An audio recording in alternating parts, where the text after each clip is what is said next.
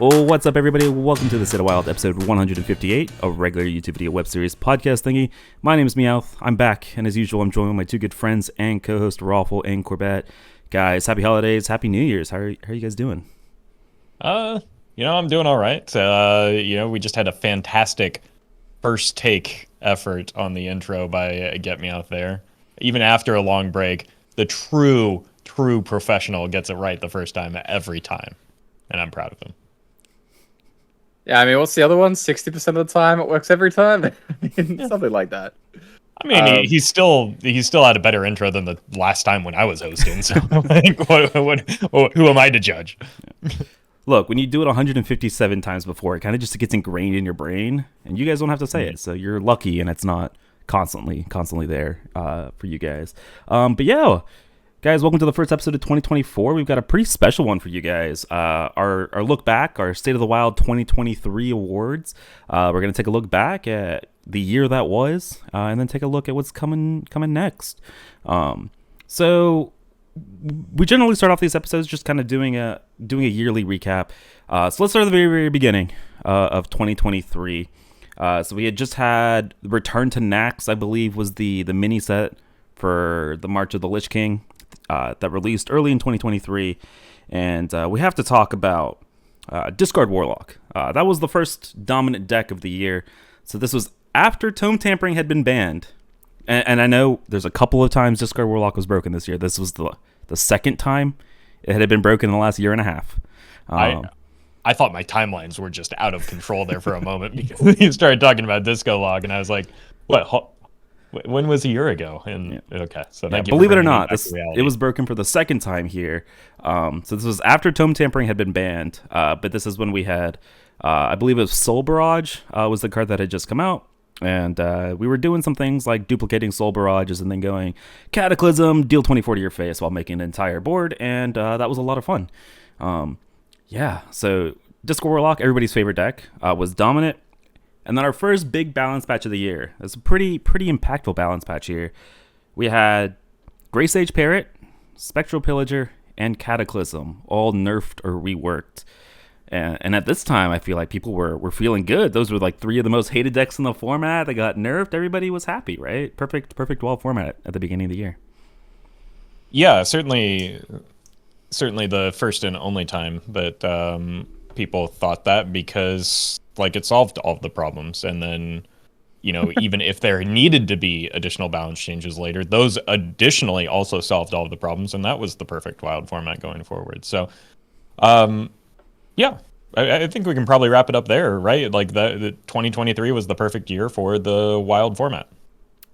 Yep. Great show, everybody. No more to discuss. We'll see you next time. Yeah. Onto the actual awards. We can just move on from there. Yeah, the first of many times in 2023 we thought Wild was saved. I think it's important to note. All right, so then we hop over to our first expansion of the year, and that was Festival of Legends. So I'm going to do something where I'm just going to like run through. I did a really quick look at the card library, and I just pulled out notable cards that impacted the Wild format from this set. And there was actually a lot from Festival of Legends. So we had Glavetar. We had all of the hero power druid support. So like Spread the Word, Hip Hop, the little, what's the name of the cat? Groovy Cat. Wig Spear. Yeah, well, we're getting there. That was not specifically in Festival of Legends. Sure in the mini set for Festival of Legends, we had Funnel Cake. If you guys remember some of the drama that Funnel Cake caused, we'll talk about that. We had some Quest Mage support in Infinitize the Maxitude, Rewind, and Volume Up. Bringing back everybody's favorite deck that had just gotten nerfed. We had 2-mana Disco Mall. That was seen playing in a bunch of aggro Paladin archetypes. Everybody's favorite Big Priest got some support with Love Everlasting. Both Pirate Rogue and Kingsbane Rogue got Harmonic Hip Hop and Mic Drop. We had Symphony of Sins eventually. It got buffed like way later, but impactful card. We had Oscillator, so that was not super impactful just yet, but we'll talk about Oscillator a little bit more in the next set. We had ETC, everybody's favorite card. We had 5-mana Tony that eventually got nerfed. We had Speaker Stomper, a pretty impactful tech card. We had Magatha, a pretty unique draw engine. But most importantly, Roffle kind of already alluded to this. we had Instrument Tech get released in Festival of Legends, and who could have seen it coming? Who could have called it? Immediately was being abused in Druid with Twig and Sphere, where people had 10 to 15 mana on turn 4 and 5 pretty consistently, and that surely was healthy for the WoW format. Yeah. Something that was a little bit unique about this year is every time cards get not released but revealed, like during the pre-release, hype period, a card gets released or revealed, and like people come up with this interaction in Wild that's going to be game breaking, and like 9 times out of like 9.5, they're wrong. It's just like it's like a thing for a day, and then it falls off because it's like got a 45% win rate and people get tired of losing with it. This and honestly the rest of the year was a period where people were like, oh, that's broken. And then they were right, but but they weren't just right. They were underestimating how bad things were going to be. I think because myself included, because I'm so used to like us as a community being wrong all the time that like, man, we were right a lot this year, and things things were worse than maybe we predicted they might be going into it. Maybe we were being a little bit too cautious with our predictions going into that, because Twig Sphere was real bad off of the Instrument Tech. It was the return to like the Knights of the Frozen Throne Druid Stone is the only thing comparable to it, I think. Yeah, it was awesome. It was I played so much of the Druid stuff. The hybrid Druid with the Astlor combo and the quest, where we kind of something I've been floating a little bit. In Standard, they'd been doing it right before the quest rotated, where basically druids all became quest druids just because like the pack was just so flexible. And then it was like, hey, what if we just did that in Wild as well? Like, what if it was just always quest line?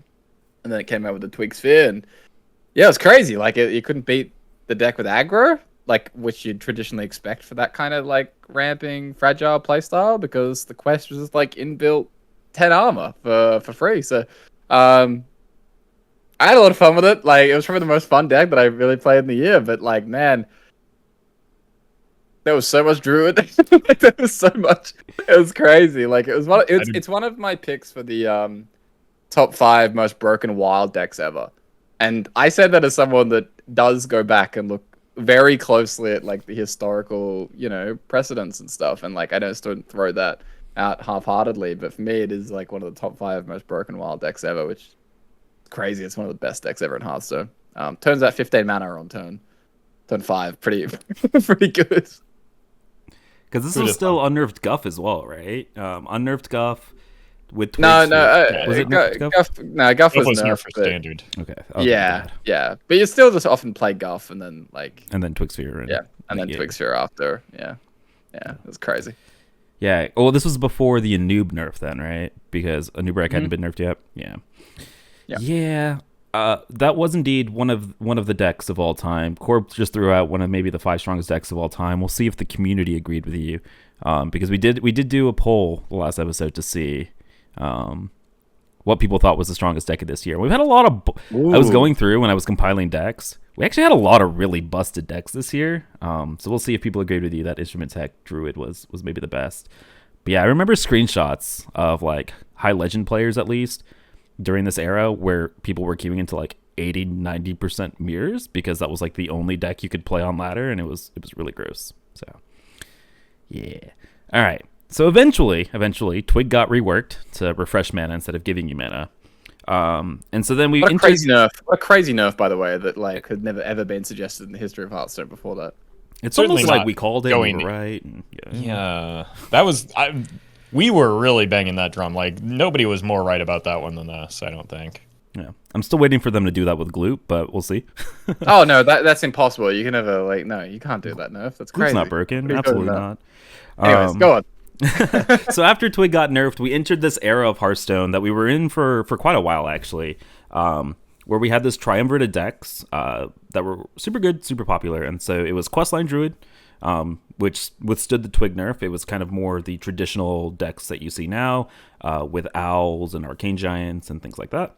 you had Shutterwalk Shaman. So this was with the Murloc package, where you had Scargill, Clownfish, what is the name of the 5-mana dude? Gorlock, with Mutanus and Flurgle basically, turn 4, turn 5, clear the opponent's board while developing your own board, doing all that kind of good stuff. And then you had Even Shaman, that we had the Chisel and the Anchor Totem package that had been introduced and everything like that.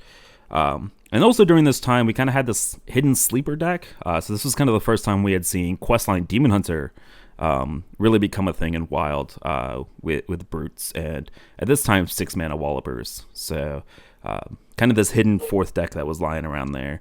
And that was kind of the meta for a while until we had the mini set. And the mini set didn't really shake things up a ton. We had Funnel Cake get introduced. And so we had this brief era of everybody thinking Tony Druid and Clergy Priest was really, really broken, even though Clergy Priest had like a 40% win rate, and that was being generous. And somehow that led to Clergy being banned and nothing getting changed in the Druid deck, which was wild. But nothing really shifted at the top of the meta, where we still kind of had those 4 decks kind of throughout Festival of Legends. Yeah. The Clergy change remains as baffling. Don't worry. You get the comments on the pronunciation there. You gotta farm that engagement. I feel like absolutely.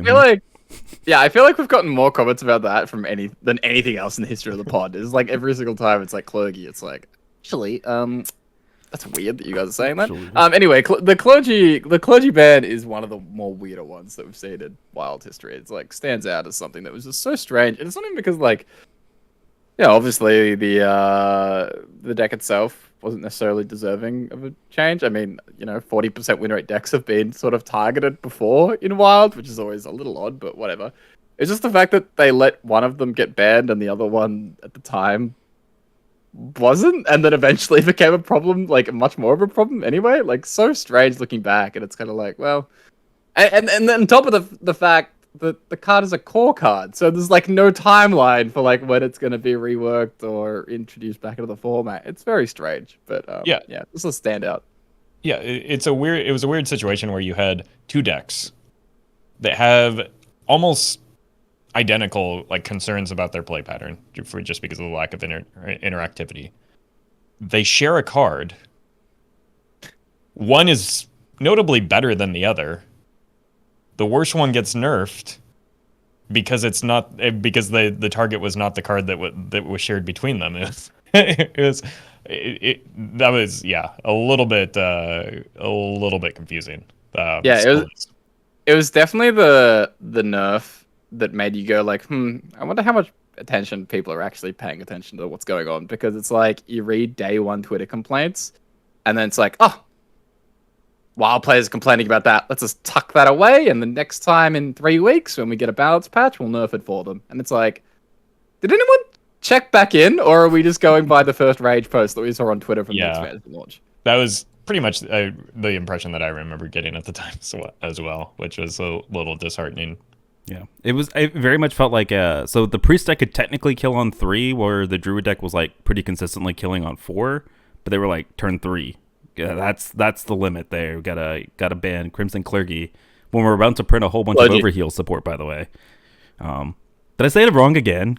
It's whatever, dude. I give up. Yeah, you found that engagement. I see what you're doing. Come on. It's not on purpose. I don't care anymore. Whatever. He's content brained.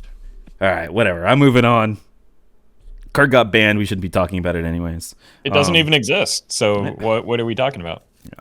I'm not gonna lie. I'm still so sad that you can't do any overheal things.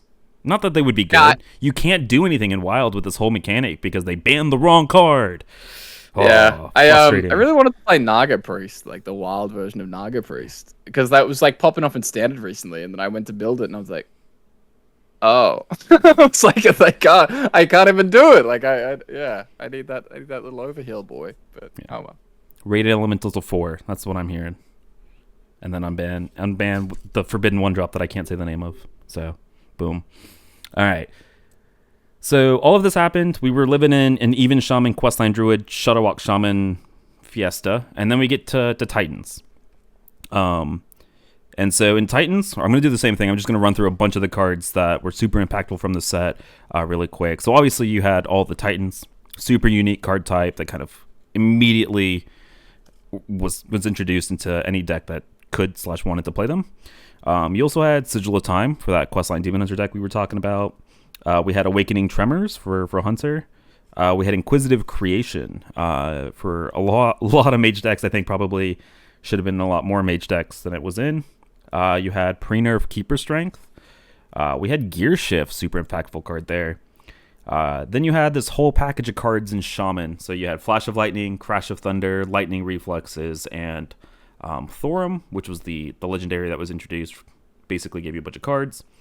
When you were overloaded, you had Imprisoned Horror in Warlock. You had basically the entire Even Warrior package once cards got buffed. So Odin, Trial by Fire, Stoneskin Armor, and the Hammer. What's it called? Craftsman Hammer. And then in the neutrals, we had Ancient Totem and Drone Deconstructor and Corp's favorite tech card, Razor Scale, get revealed in Titans. So a lot of impactful cards here. Let's just start with the Titans. I know we touched on it at the time, but man, Titans success? Yes or no? I mean, it made a controlled deck prominent in Wild. It made a deck that people like playing prominent in Wild for a while. I think people stopped liking playing against it after a certain point, but like, I think Odin Warrior was, or Even Warrior in particular, it's kind of like the type of deck that I think most people would be happy to get out of an expansion in Wild, right? It was kind of a meme for years, and it's, you know, a slower, control-y style deck. So yeah, I think Titans was probably the period that I was enjoying Wild Hearthstone the most this year for me personally. So At what point of the roller coaster of Titans were you enjoying the most? Because the set was a little bit of a roller coaster when it came to the meta. yeah, I guess probably shortly after. Like, there's so many changes this year. It's hard to like remember what periods. I've got my notes here. I can run through things really quickly for you. So at the beginning of Titans, we had mechs, totems, and frogs. Oh, yeah. And then we had the release of Twist in Caverns of Time. So Hey! There was that like a week period where we had the mini set before Twist, and that's when the nerfs happened as well. Fair enough. I might have gotten these out of order because I had the mini set coming out after Twist, but sounds like the mini set came out first. And in the mini set, we had the Yogg Titan, and so that. Oh wait, no, you're right. Yeah, sorry, you're right. It was. You're doubting my sticky notes. What are you doing, Corb? Confusing everybody. It was Kevin's patch, and then Yogg's later. All right. So mechs, totems, and frogs. Even Warrior existed because I beat all those awful decks that I hate so much. That's why I have fond memories of it and the period, is because it just farmed the mechs and the totems, the decks that I was so tired of queuing against. So, yeah. So we had mechs, totems, and frogs, oh my. And then we had Twist. Okay, and so with Twist we became a disco warlock format yet again for the third time in like 12 months. That I remember. Two mana chamber was a card of all time. It was discos and frogs, right? That was the meta basically. Format. Yeah. And then Warrior wasn't bad, and mech and even, and that was still alright. Yeah. But basically disco versus frogs. Yeah. Well, yeah, even Warrior was kind of popular there as well, just because it dealt with the disco. Yeah. And then about a month after Caverns of Time, that's when we had the great nerfs of 2023. Where we had Flurgle, Scargill, Spirit of the Frog, all nerfed. Tony and Mechwarper got banned. And then there was the Cabal Lackey nerf, the Shadow Essence nerf, and I'm missing one. Oh god, somebody help me. What was the last nerf that I was missing there? Oh, I can't remember the cards that you've said, Meowth. It's all a blur to me. There was the 3 Shaman cards. There was the Secret Mage card. There was the Big Priest card. Then there was Mech Warper got banned. Wasn't there something in Tony got banned and nerfed. Oh, Auctioneer got nerfed. That's what it was. Auctioneer got nerfed to 7 mana. All right. The great nerfs of 2023. The Murloc Massacre, if you will. And then the mini set came out. And with the mini set, we had a week. We had a beautiful week there after the nerfs. And then y'all came along and ruined everything, like he tends to do, turning us back into a 2-deck format with Questline Druid and Miracle Rogue. So yeah, Titans was a little bit of a roller coaster there. Some ups, a lot of really deep downs. Speaking of Caverns and Twist, but yeah, God, it's hard to feel fondly about Titans. I don't know about you guys. Like there was some good that came out of it, but there was a lot of bleh that also came out of it. Personally, yeah, I forgot that there's so much overlap with the Caverns of Time and Titans, because yeah, that was I've apparently repressed that memory because that was not the most fun portion of the wild year for me. Yeah, I mean, this is right around where I'm like really starting to lose interest in the format. To be quite frank, like we did the disco thing, which, well, I don't mind playing. Like out of any sort of tier 0 deck that you can have, Disco Lock is probably like near my least favorite. Like I would rather be playing Disco Warlock myself than be playing Even Shaman. Like if I had to pick one, but as part of the meta, horrific. Like playing against it, awful. Like horrific. Even though it's not the worst thing to play, yourself, I think.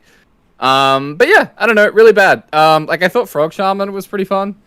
That was kind of a new thing that popped up, which I enjoyed. But a large part of this year in Wild was kind of going back to the well, especially when it came to the aggro decks and stuff. And it was either we were going back to the well with Even Shaman and Mechs a lot of the time, or we were in like a tier 0 format with something that was like Disco, which was silly, or Questline Druid with Yogg, which was insane, or Miracle Druid with Yogg was also insane, or or like Questline Druid before that.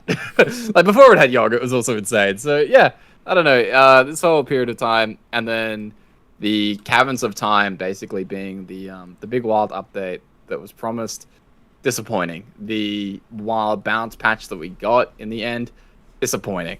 It was mostly just a series of events where you could have talked yourself into the format becoming much better than it ended up being, and things just flopping in various ways that didn't really spark future interest in me in the format as well. And it just was kind of like a decline that just really accelerated throughout this time period in Titans. And then by the time we got to the last expansion, I was kind of starting to get very, very checked out and like starting to explore other options, combined with the fact that bots were starting to become increasingly prevalent as well throughout this entire expansion. It has all added up to a relatively negative experience.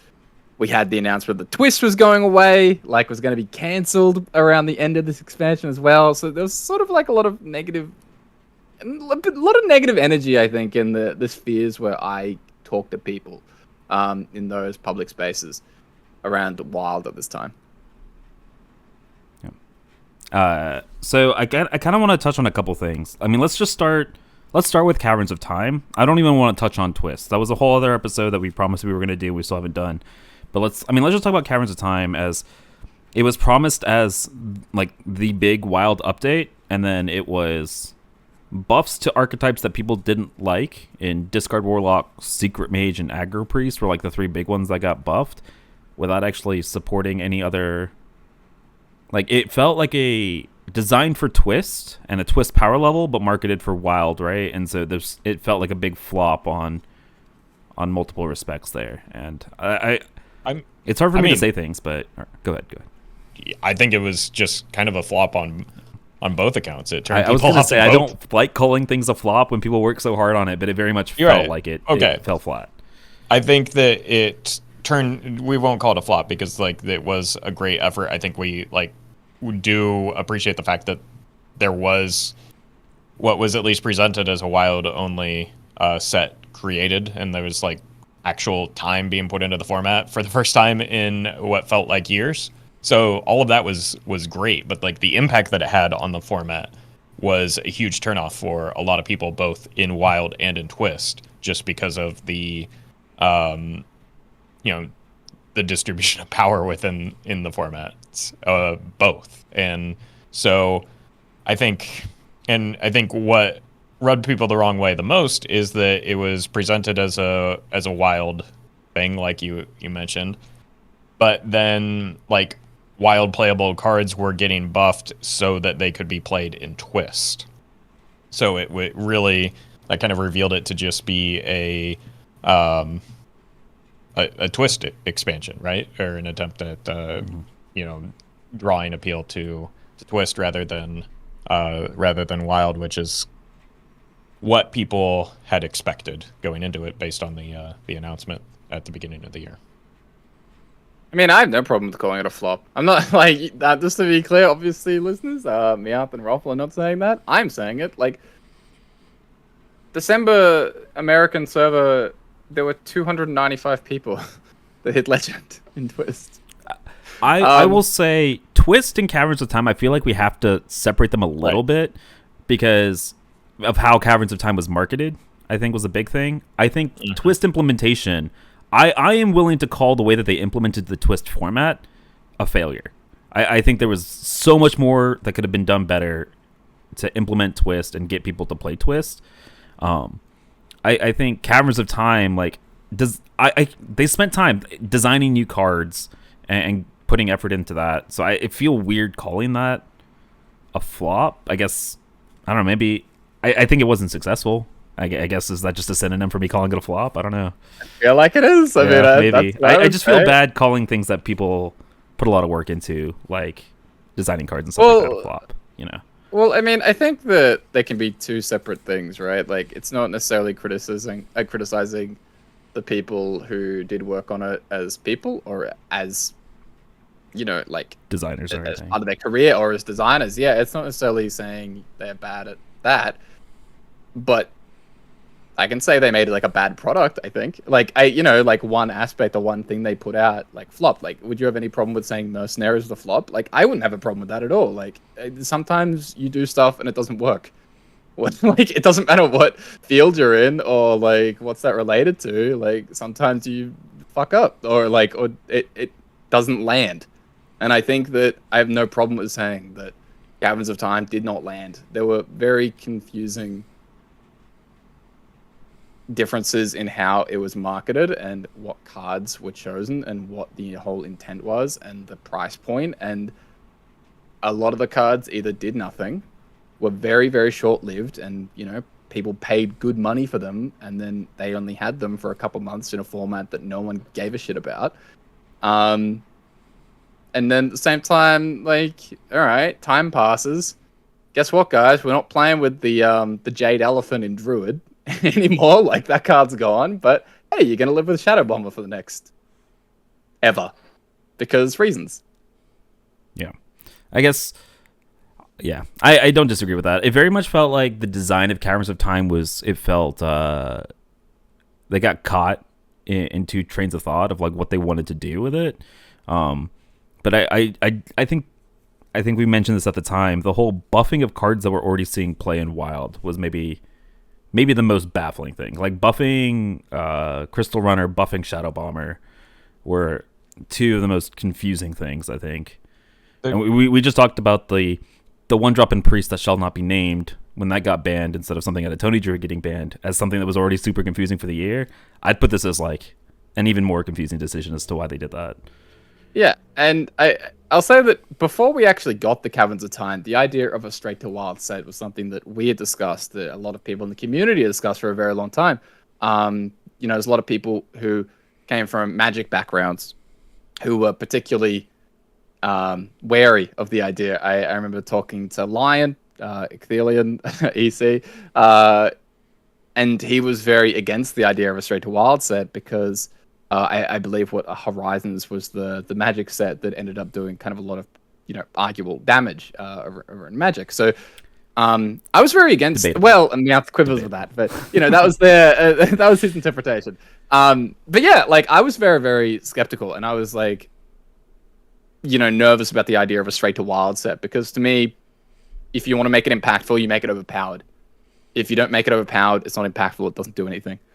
So if you make these cards, they either have to hit like just the perfect way to try and push archetypes that otherwise wouldn't see play, like Odin or something like that. But like, what's the upside in printing those straight to wild than making them just cool for standard? Like Eternal formats, a lot of time what we're looking for is slowdown.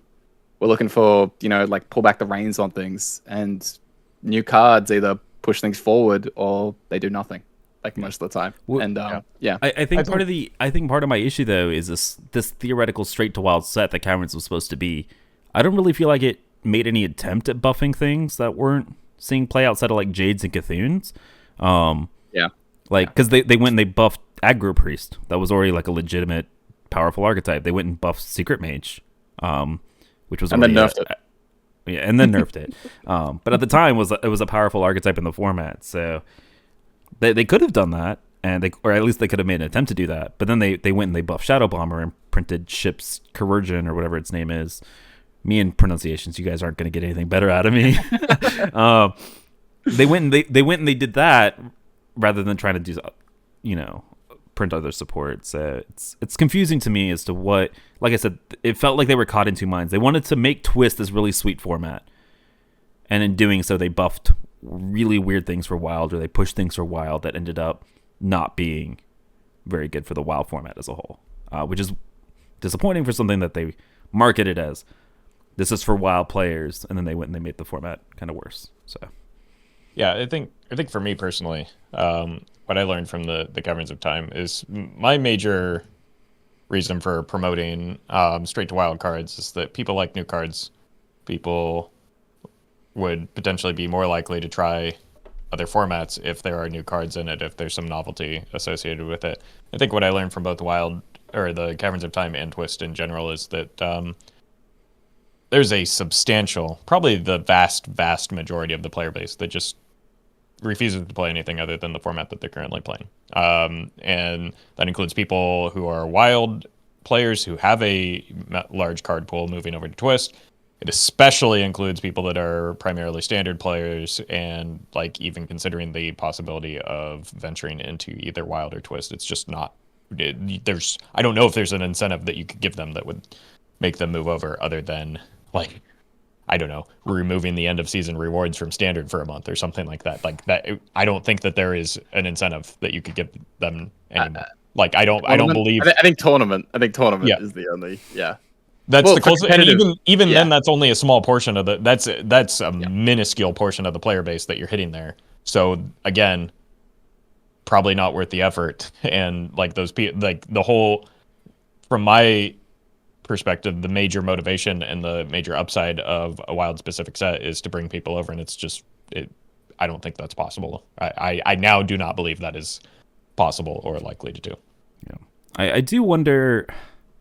I hate to say this, but like the implementation of Twist and I think the original format that was chosen was a divisive format, right? With the quest lines, and then the next Twist format was immediately not paywalled, but like it had Caverns of Time, and so you had all these really, really strong cards that you then had to purchase in addition to these old cards that weren't a part of the Caverns of Time set. And so yeah, I do wonder. I don't know about the transition to Wild, but at least from standard players to Twist, I know a lot of people wanted to play Twist that first month. I know at least a lot of standard streamers wanted to play, but between the star bonus mess up and then the questline format, which was divisive, right? A lot of people loved it, a lot of people hated it. I think that first month kind of turned a lot of people off, and then the next month they came back was like, hey, spend more money on this Caverns of Time with Twist. At that point, standard players were like kind of completely turned off of it at that point. The half that remained from the questline format the very first month, when you tell them to spend even more money for this like 2-month format, 3-month format, then kind of turn them off. Yeah. No, I don't. I'm not here to say that that those were good decisions on either end.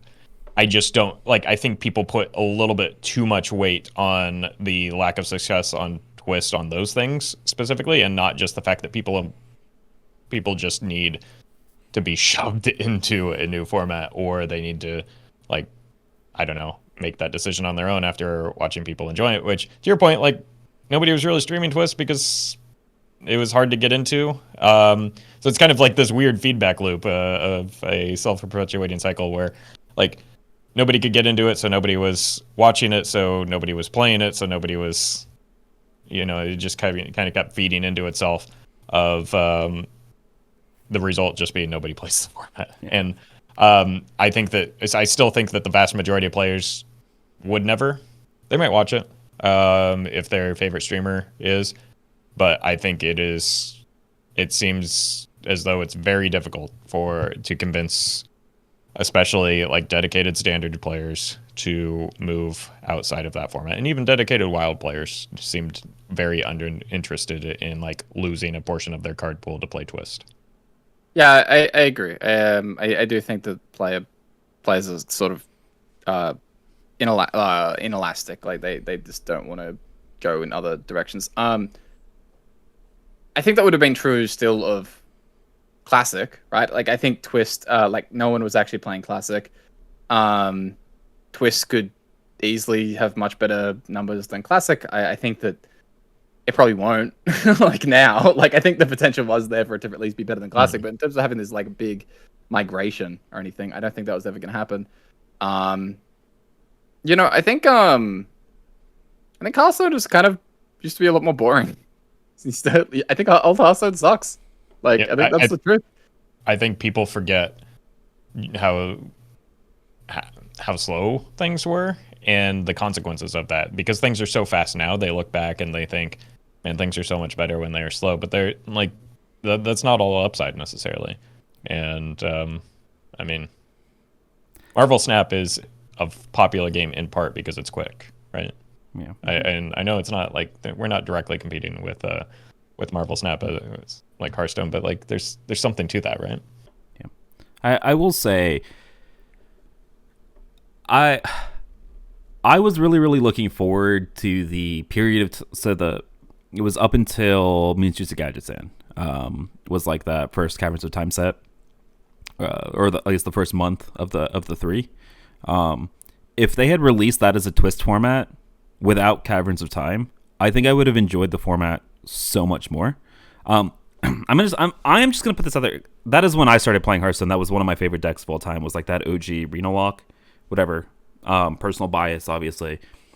But do you guys remember what they said when they kind of introduced Twist as a concept? Was that the current pool of Wild, you can't play your favorite cards of old. You can't do things that you used to be able to, right? Like you can't play your Frostless Janas or your Guldans or whatever, your iconic cards of old, because of the power of Wild and the synergy of Wild. And then they introduced Twist as this like super nostalgic format, and then take you back to this period of time, but then introduce Caverns of Time so you can't play any of those iconic decks of old because they're not good enough. Well, I mean, did you say play iconic cards or decks? Because I think that a lot of the cards that did see play in Twist were cards that you otherwise wouldn't see in Wild. Like that very first Caverns of Time month, it was what Discard Warlock and Jade Rogue were like the two best decks. Those aren't iconic cards or iconic decks of the format. Street Trickster isn't an iconic card of Mean Streets of Gadgetzan. Like it just didn't feel like the point of Twist to me was playing with those iconic cards and archetypes, and I did not get to do that. I feel like in any of those 3 months of Twist until the very last month where I got to play mid-range Paladin, which felt iconic, but that was like the first time in 4 months that I got to do that. I'm going to say something that might be a little controversial here. I think without Caverns of Time, Twist would probably have been less successful. I think fewer people would have tried it out without an injection of new cards and without the buffed cards in particular. Like Jade Rogue was popular not just because it was good, because it was a meme. Like it was like a half-cooked Jade deck. Like there was nobody was going to be playing that format outside of the first week or two if there was no Caverns of Time. And the successful decks were the ones with card draw and like the ones with buffs. Those are the decks that people wanted to play. Look, they were better because they had card draw, but like it just felt weird to me personally, maybe I'm very much in the minority here, but to me, Twist was marketed like, I guess the point of Twist was to play with these old things. No. The point of Twist was to play Hearthstone with like. I will go find this blog post where the concept behind it though, right, was because Wild you can't play with your Death Knights or your Lord Jaraxxus or things like that, and it felt weird. I think you're thinking of the old Ixar meme on Twitter, because like Twist was meant to combine, like the twist was that it's combining things that shouldn't be working together and with different rule sets. Like that was the image of Twist that I have in my mind, at least. I'm trying to go find that Matt London tweet. Yeah, I mean, what I'll say on like the whole playing old cards thing is that I mean, it's hard to disagree ultimately with if the premise is I didn't get a replica experience, then you're right. Like I can't disagree with that. Absolutely. Yeah. But you know, at the same time, I think like if you're playing 40 card handlock in the XL version of Twist, you know, you're playing Mountain Giants and Molten Giants and Jaraxxus and Shadow Flames and you know, that deck, was quite appealing to a lot of people, and you did get to play with cards that otherwise wouldn't see playing Wild. But yeah, I mean, it's hard to separate the two and say like I think a lot of the decks were highly played, not just because they won, but because people wanted to play more modern Hearthstone. Like I think that people are used to card draw and used to not just going in a blind top deck mode on turn 5, turn 6, because that's not very fun. And like there's a reason why the team has pushed away from that and given more card draw and kind of like pushed more in that direction as time has gone on. You know, a big part of why Warlock was popular is because it had life tap. Big part of why Rogue was popular is because it had sprint. Big part of like I don't disagree with you on all of that. I want to make sure that's clear. I don't disagree with you on that. Yeah. Like that modern Hearthstone is way more fun than old Hearthstone. I completely agree with you with that. Okay, so I guess you disagree with the marketing. Yeah, I guess the way I'm not. Matt London tweets a lot, by the way. I'm scrolling through a lot. I know. Oh yeah, we all know about Matt London tweets. Don't worry. There's a reason I bookmarked the one Amalgam Band tweet. Yeah. Rather than scrolling for that one. But basically, I guess maybe it's my fault for kind of misunderstanding how it was marketed. But I remember there being a phrase that was said, right, in terms of Wild Hearthstone no longer being able to be that place where you can play your favorite decks and favorite archetypes of old, right? And to me, my understanding was that was going to be part of what Twist was. And that felt like what that Twist season, those 3 months that we had, where we had Mean Streets of Gadgetzan, and then Unguro, that's what it was. I guess maybe it was a misunderstanding on my part. That's what it was marketed to be. Like, go back to this time, you know, experience old Hearthstone. I will ask, does it matter? Like, does the marketing or / promise matter, like, at all compared to the experience? Like, I don't think any reason why. Well, I guess my argument is that Caverns of Time to me ruined that experience. So I didn't really get to. If I was going in looking to play Hearthstone of old, I didn't get to do that. Does that matter? Does it matter if they said the words "play old Hearthstone" and then you rocked up and got Caverns of Time? I think it was maybe a misunderstanding on my part, but. Yeah, but does that change like how much you engage with Twist? It would have for me. Like so. if it was like Mean Streets of Gadgetzan meta, right? Like if it was classic for a month, but it was Mean Streets of Gadgetzan. Oh no, not that part. Not like if the experience changed. If the experience changed, then that's one thing. But like the promise not matching up with the experience, does that matter? Does it matter doesn't it always matter if you're promised something and you don't get what was promised? I feel like no. If I was promised something and then didn't get what I was if you order something off of a menu, Corb, and then don't get what you ordered, and it's, aren't you gonna be mad? Aren't you gonna be disappointed? I don't think them framing it as like you get to play with old cards as part of a blog post changes the potential months-long experience I have with the game. Like something that didn't deliver doesn't ultimately change the product that we got. The point is the product that we did get wasn't great, and like people didn't engage. I don't disagree with that. I think Caverns of Time, using the phrase, I think Caverns of Time was a flop, and I think Twist, those first 4 months that we had of Twist, was a flop. And I'm not disagreeing with you on that. I think we're getting into the semantics of that first month, or that second month. I wonder how much of that had to do with the actual Caverns of Time flopping itself. But I think in general, I'm going to skip ahead here. This happened at the very beginning of 2024, but it happened before we recorded this podcast, so I'm going to talk about it. So they made the announcement that they are discontinuing support for duels. So first of all, F's in the comments for Roffle, getting his content kind of ripped out from underneath him, which is a little bit, it sucks. But they're discontinuing support for duels by April. Do you guys think that Twist is eventually going to go down this route unless something drastically changes? I don't know what it would take to what it would take for people to all of a sudden want to play Twist. What could drastically change? But I'm very much feeling like Twist is going down this route very, very quickly.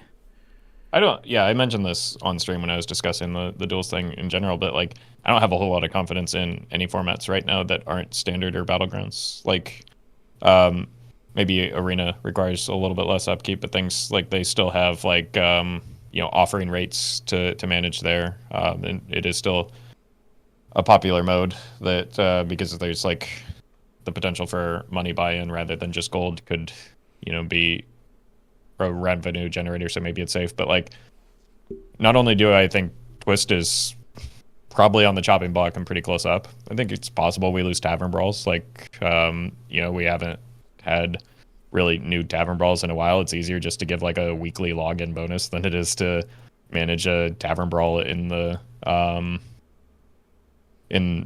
client. I think that probably can expect almost no balance changes in Wild going forward. Maybe even no nerf reversions at the beginning of the year. Like that, I would be surprised if it happens. I would be more surprised if it isn't the last time it happens. But like based on the the explanation for why duels is being removed from the client, like they want to focus resources on standard battlegrounds and arena. So I think everything outside of that is, on the chopping block. I think that I would be very surprised if they didn't do wilder versions. So I'll say that I think that it's very once a year, low dev time, like relatively compared to something more ongoing. Like Twist, like I think that it's just become like a set expectation. Like I think that like Chalky just takes one look at the list of cards and so he's working. Can't do that this year because it's not there. Well, anymore, previously Chalky was doing that. But yeah, like I think that's just low enough dev time where it'll just happen. But your broader point, like your actual point that you're making, yeah.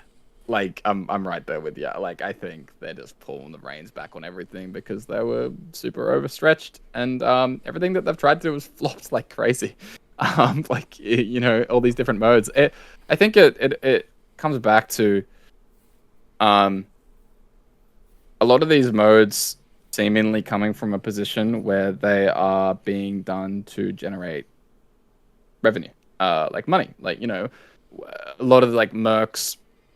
The sort of rush nature of that with the the big upfront buy-in that a lot of people had, Caverns of Time being like a big centerpiece of Twist, and then obviously duels not really being something that was making any money from their side of things. The only really new thing that they've done that has been a really massive success was like Battlegrounds. Like Battlegrounds being ultimately, an incredibly big success and sort of like taking over Constructed Hearthstone in many ways. And that just started as like a free-to-play dev project that they had no way of monetizing up front. And they didn't really know even how to monetize it, but it didn't matter because they made something really, really cool, really, really fun. And so I think that a lot of these modes that aren't going very well seem to largely be driven by a more for-profit approach, which they're a company, like that makes sense, but maybe like at the same time, like if you try and make something really, really fun, then it probably has a lot more potential of actually hitting with the target audience, which is a big part of why I'm quite sad about duels, because I know that the people that do play duels, Roffle, really enjoyed it and were really having a good time with it, and so it is kind of sad, but it does seem like the focus is constantly going to be more geared towards standard and BGs and Arena. Tavern Brawl, I think, again, is low maintenance enough where they can just keep pumping out the same brawls that they've been pumping out for 5 years at this point, and it's just like a free thing that's on people's front page or whatever. They go get the pack. But yeah, I would be shocked if Twist makes it into 2025. Absolutely flawed. There's no way. Like that, nah. It's like absolutely bamboozled if it makes it that far. Right. So here's a more optimistic note, since I was a pretty big downer just recently. I mean, duels flopped pretty hard at the start, and then had a bit of a resurgence when they, learned from, because there's like weird buy-in where you had to like complete certain or have a complete collection to get certain treasures or play enough runs to unlock other treasures, and it was really limiting. And then when they opened it up, it kind of saw a resurgence of people playing it again. And then obviously that fell off over time. So maybe there's hope that they can do something similar to like make the card pool a little bit more open for players in Twist.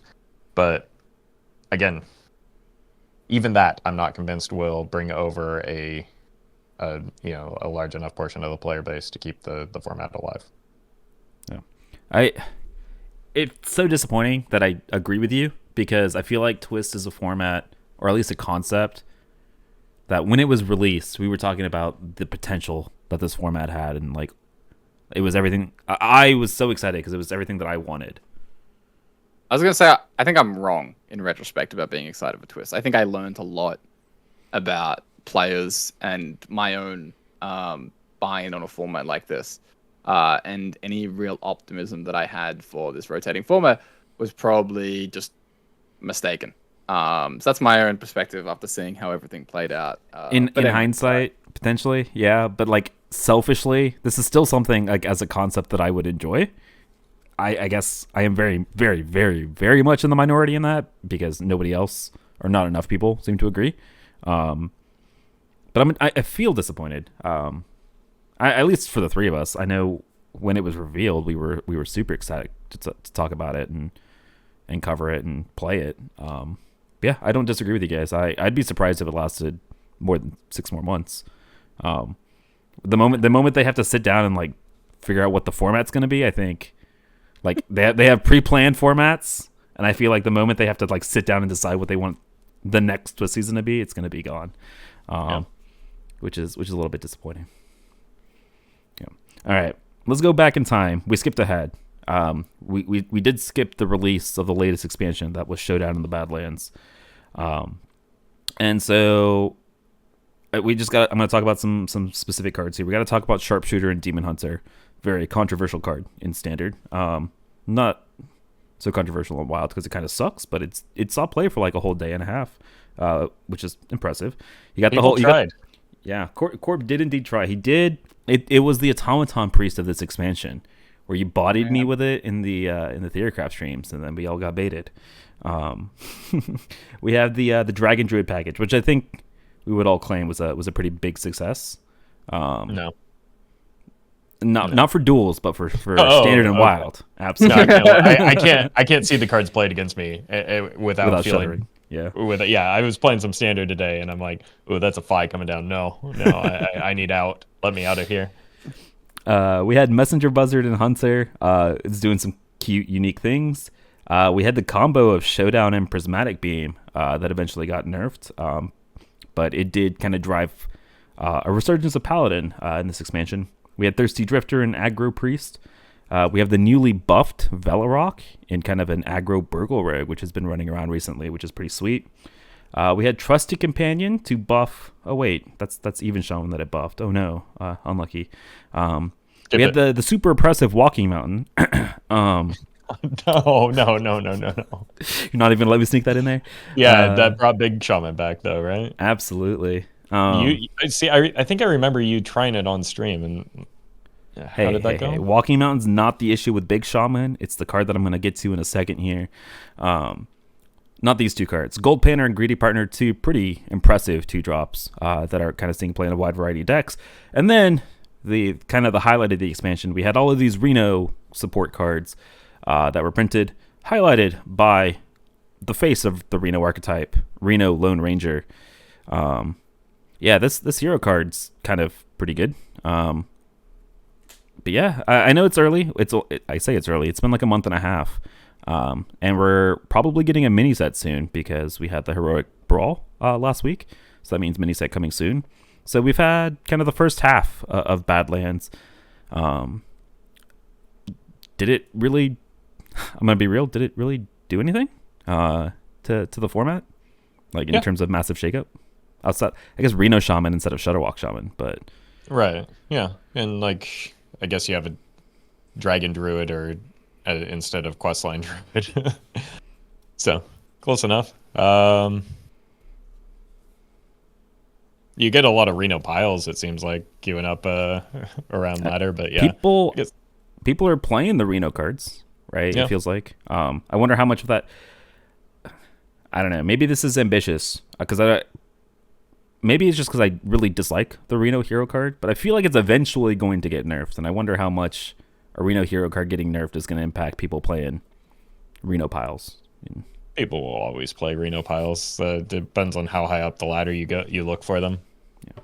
What I'm learning, and I have a video planned on this, is that I actually don't think people like playing Reno decks very much, like specifically. Just like a general archetype. I do. I know. I'm gonna make a very compelling argument, Roffle. I'm gonna sway you. I know. And so what that means for standard, or at least the current iterations of Reno decks, I should maybe specify a little bit. It doesn't seem like the play rate is going to be very high. Like there are no Reno decks. There's Reno Druid people play, but apart from Reno Druid, Reno Paladin's underplayed, Reno Shaman is underplayed, Reno Hunter is underplayed, Reno Priest isn't very good. So don't worry about that. But it just got at least buffed. Yeah, it did. It sure did. Yeah, and so like Reno Priest is fine. But yeah, people play Reno Druid, but apart from that, play rate's pretty low. And you know what the biggest driver of nerfs are? It's not power, play rate. So like, you know, I would have been very confident. Like Reno is as broken as advertised, but people just don't play as much Highlander as I thought they would. And so if it ended up surviving for a very long time, wouldn't be shocked. Zephyros made it an entire year. Reno probably can too. Don't do this to me, Corb. Please. Sorry, dude. I'm here to defend the Reno decks. Reno, you know, is living around forever. Nothing wrong with that. Corb defending Reno decks. You guys heard it here first. But yeah, I don't know. The expansion was impactful. Like we have like many good Reno decks now in Wild. Just people aren't playing them. Yeah, and Holy Wrath Paladin is good. Yeah. It made it into the poll as one of the strongest Wild decks of 2023 because it did actually display some really impressive win rates. So I'm ready to learn about recency bias. Then once we get to that, yeah. All right, that's what I'm gonna find out about. Okay, so let's go ahead and transition there. We've recapped 2023, the highs and the lows, and so now the lows. So a lot of lows. You're not wrong, especially for the Wild format. So now what we're gonna do is something we do every year, where we talk about, the highs of 2023 in terms of what were the most powerful decks and cards that were released this year. So we're going to leave the hook for the strongest Wild deck until the very end of all of these, okay? So we're going to go through each of the classes and we're going to talk about the nominations for some of the strongest cards that released this year in that class. We're going to make our votes of what we believe is the strongest. We're going to make our arguments, try to convince our fellow host, and then we're gonna check in with what the community said and whether they agreed with us or not, and we get to make fun of them potentially based upon their decisions, like we usually do. So let's start at the top. Let's start out with Demon Hunter. I'm gonna be real with you. I struggled to find. To Death Knight. Death Knight. Yeah, I skipped a class. It's easy to forget. I didn't scroll all the way to the top. Yeah. That's my bad. Well, no, it's easy to forget that that's a class when we play Wild. Well, my argument remains the same of it was really hard to find nominations for this class because Death Knight did not exist really in Wild in 2023. So my two nominations for cards that don't see play in Wild as the strongest Death Knight cards of 2023 was Hell Yeah, which is the Plague legendary payoff, and the Primus, which is the Death Knight Titan. And so, guys, if you had to put your vote for one of these two cards to be the most disappointing, strongest card of 2023, what would you put your money on? I mean, it doesn't matter. Like, let's be honest. Like, I wouldn't be surprised if this was as close to a 50-50 in the voting as you could get. Like, who cares? These cards are about the same quality, man. Maybe you give an edge to the Primus because he's just like you make a Demon Hunter or a Death Knight deck, you put this card in. Whereas you actually have to consider the runes with Hell Yeah. So I don't know, man. They're the same card. They're just like they're about the same quality. They're both good, but not good enough to make Demon Hunter or Death Knight a class in Wild. I would say hell yeah, but who care?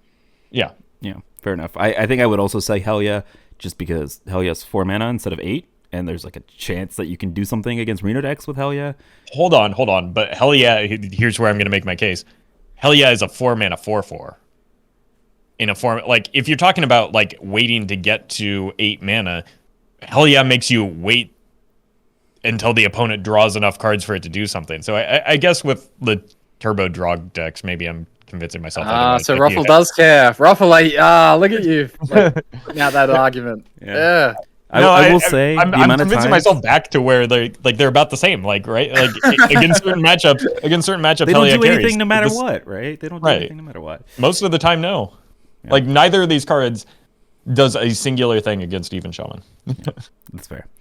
I will say the amount of times that I've like played a Hell Yeah and turned off a Reno deck's yellow cards and then gotten out tempoed super hard because I played a 4 mana 4/4 on turn 4 was. Yeah, it's unfortunately I'm usually on the other end of that because I'm good at playing green cards and yellow cards when they're green. Yeah, also same. All right, so since we're all 50-50, let's let the community decide on what the strongest Death Knight card of 2023 was, and it wasn't even close. 63% of the people named the Primus as the strongest Death Knight card of 2023. Okay, fair enough. How are our viewers and listeners getting to turn 8? Hey, we let them decide. Community is 100% correct. Okay, so I'm 100% correct at this point. Unfortunately, yeah, I think that is what that means. All right. 1 for 1. Same story with Death Knight I had with Demon Hunter. There were 2 nominees. There were 2 good cards that came out all of 2023. One of them was Glavetar, and one of them was Sigil of Time. Both of them in this one questline Demon Hunter deck.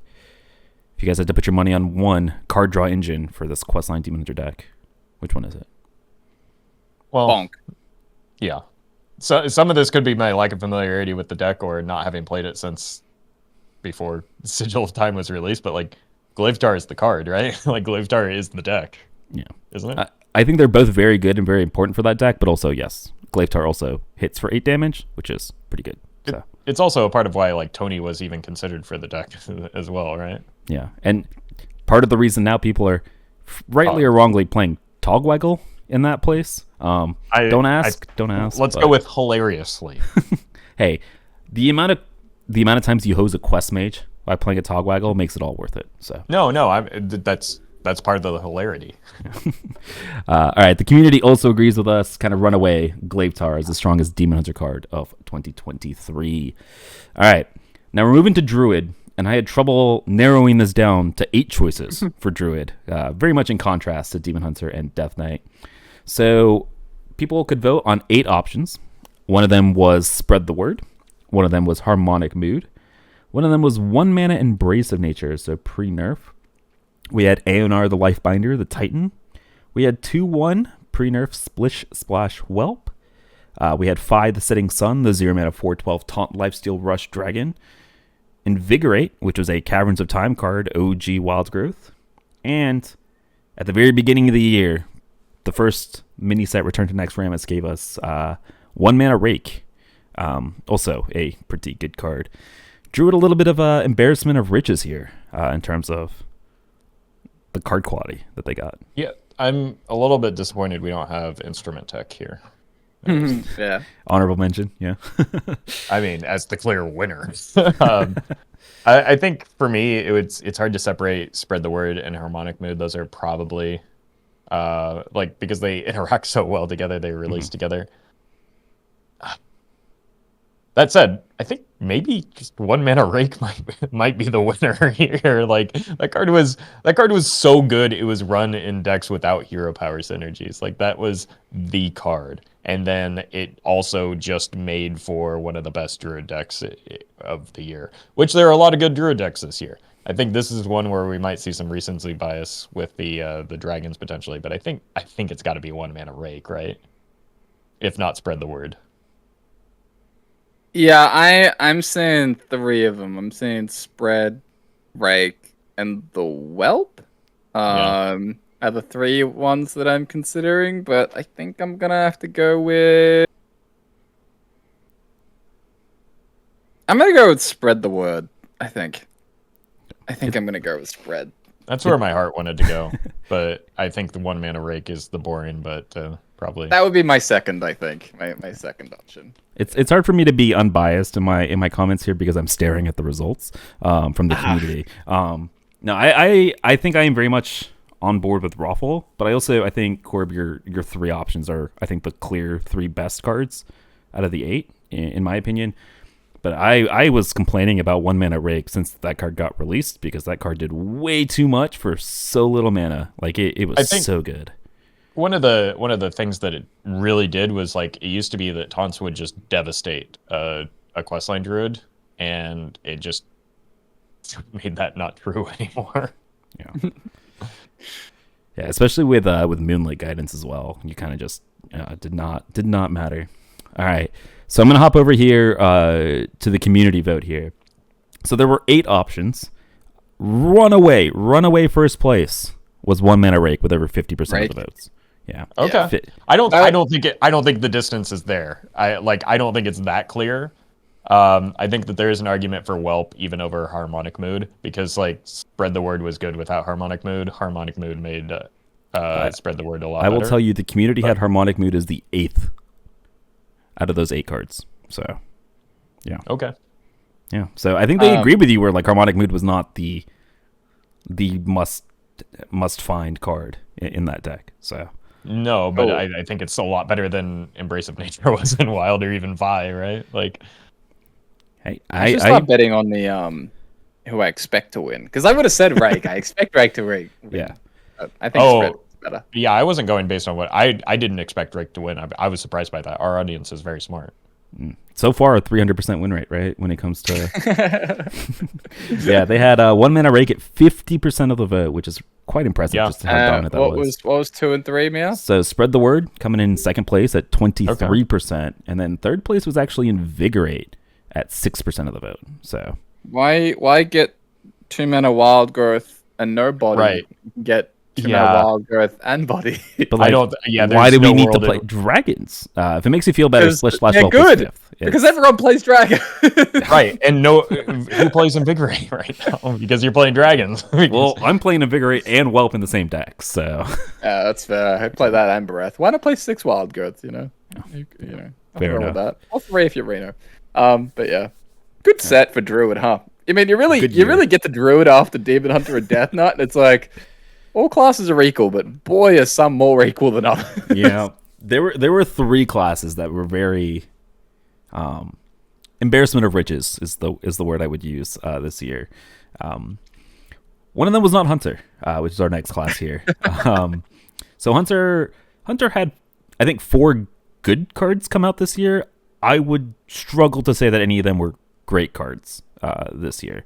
So we had Agrimar the Avenger, which is the Hunter Titan. They gave you a weapon, and then you could make your weapon +2 attack and immune, make a 3/3 bear with taunt, or drawing a card. You had Sneaky Snakes, which was the Lost in the Jungle with stealth. That gave you beast. You had the Messenger Buzzard. We talked about that a little bit. So this is the 2 mana 1/2 Death Rattle. Draw a card, buff your entire hand. And then you had Thaldurin the Lost, which is the Reno Hunter payoff. So yeah, I mean 4 good cards. I think they were all playable cards that came out this year. Like I mentioned, I don't think any of these are great though for Hunter. But if you had to say that one was greater than the others, what is y'all's vote? Okay, this is the one where I may break from the community for the first time, but I'm still going to say what I think is true. I think it's probably Thaldurin the Lost, but nobody plays Reno Hunter in any format. It's a really high quality card. I stand by it being maybe below Unnerved Doc Holiday, the best class specific Highlander release of the set.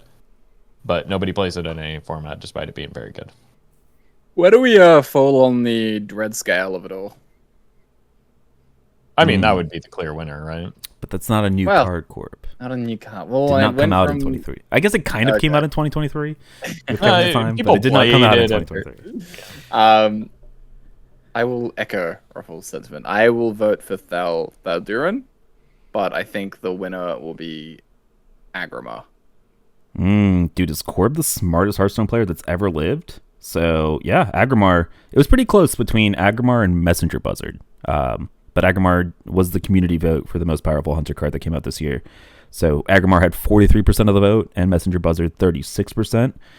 Hold up, what did Thel have? Thaldurin had 12%, and that was third place in 12%. Like you mentioned, people just do not play Reno Hunter. They consistently underestimate it, or they just, I think largely they build it like a typical Reno deck instead of an aggro deck, and just put in like these junky tech piles that lose games. Yeah, I think this is the biggest community L so far of the year. Man, Thaldurin is mental. All right. Yeah. Well, especially when you buff it with the Messenger Buzzard. That's the second place vote. So maybe Messenger Buzzard's the real one. I'm just kidding. All right, let's hop on over to Mage here. So Mage had 3 options for the strongest Mage card of 2023. So in Festival of Legends, in the mini set, we got a 1-mana 2/1 that at the end of your turn would draw you a secret in Costume Singer. So we're talking about pre-nerf Costume Singer versus Rewind and buffed Infinitize the Maxitude. I don't know where you guys lie, but that 1-mana 2/1, I can't believe some people thought that the card wasn't even that good. That card, mighty impressive. I have a command in my chat that I need to... Oh god, I'm looking forward to this. Okay. About Costume Singer, I mean, you say all those words, but my YouTube comments say, it's fine, as it should die Sorry, I gotta go. Take 2. Just like the host. It's fine, as it should die after a turn or 2 or so most of the time. This is in reference to Costume Singer, of course. So, no, it's a perfectly fine card. What are you talking about, Meowth? Why did they even nerf it? It should die in a turn or 2 most of the time. In a turn or 2 after it's drawn 3 cards. Is a 1-mana 2/1 draw 3 a good card? No, sometimes, most of the time. Yes. Most of the time. It's very clearly pre-nerf Costume Singer. That card was absolutely atrocious and bonkers and ruined a lot of my laddering experience because I was starting to queue into Secret Mage bots. Yeah. I will pick Costume Singer. The winner will be Costume Singer. I would have my second place pick not on the ballot. My second place pick would be Inquisitive Creation, which did not make it. How did I forget? As the biggest Inquisitive Creation stand of the year, I forgot. It didn't see a lot of play in Wild. Yeah, but it was good. Yeah. I can't believe I forgore Inquisitive Creation. Yeah. But you guys are right. Costume Singer, not runaway first place vote. Only 54%. It should have more votes than Rake and Agrimar for sure. I say not runaway. I mean, it's still 20% more than Rewind, which was in second place at 34% of the vote. But I would have expected like 80, 90%. For as many people that say they hated Secret Mage, I'm surprised this is not like 80, 90%. Well, it's the recency issue because Secret Mage is gone now. Fair enough. All right. Let's move on to the second, I think, of the 3 classes that got an embarrassment of riches this year in terms of Paladin. So Paladin, I narrowed it down to 6 key cards that came out this year. So the first one being a core set card in Crusader Aura. So this is the 4-mana Aura that +2/+1 whenever one of your creatures attacks. Then we have Keeper's Strength. So this 4-mana version of this card, pre-nerf, where you buff a minion and then it AoEs the entire board. We have Amethyst the Peacekeeper. I think a very underrated Titan out of the full set that came out this year. Deputization Aura. So this is a recent card. I think 3 mana and then gives your far left minion +3 attack and lifesteal. I think Core, we didn't give you your credits during the preview season. This card is pretty damn good. We have Showdown, which is the 2-mana spell that gives both people three 3/3s. Another Corb shout out there. He was right about that one, unfortunately. And then 7-mana Prismatic Beam. The combo with Showdown, obviously, but also just a really good card. It has since been nerfed to 8 mana and to no longer hit face. Lots of good options. A lot of AoE in Paladin, which is surprising. And a couple of auras. So if you guys had to pick, what are you putting your money on?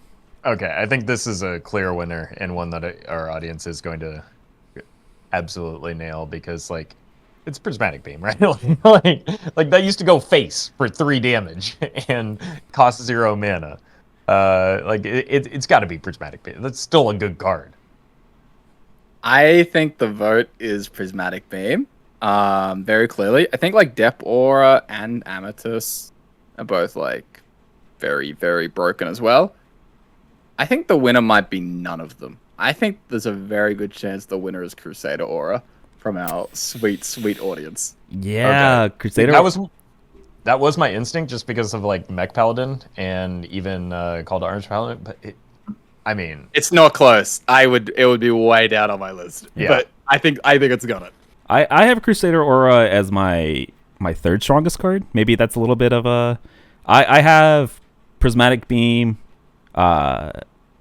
Deputization Aura, and then Crusader Aura over Amethyst, just because I don't think Amethyst sees nearly enough play to really evaluate. But I think she's really good.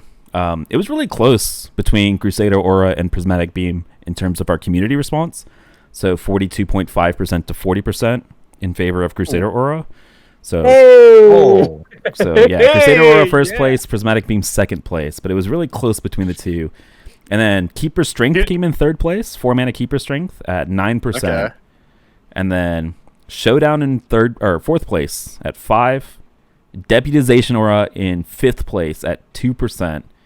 And then Amethyst like 0.2% below that, one less vote. Damn. So. Also, another one that maybe deserved mention, Disco Mall. Like that card existed. Yeah, but, I think not as good in Wild as it wasn't Standard. I think not as widespread, at least in Wild, as it was in Standard, because I think it at its peak it was during that Mech Paladin heyday, and people also just weren't playing it enough in Mech Paladin. It wasn't that good in Mech Paladin. Funnily enough. I was having a blast with it, but yeah. I don't know. I thought I'd throw that one out there, but Crusader Aura winning. Woo!